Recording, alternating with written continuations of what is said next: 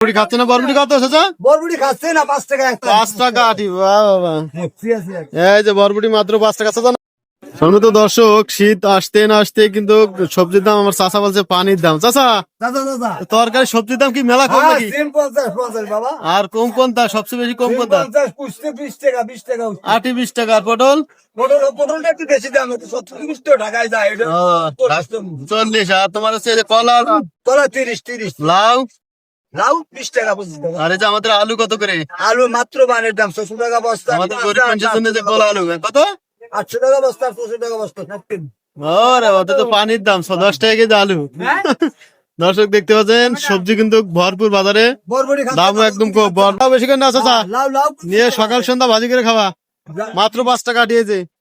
বাগুন এই, 50 60 বাগান মাঠ পাঠিয়ে দাও। এই যে সব জিনিসের দাম কম, কফির দাম মনে একটু বেশি।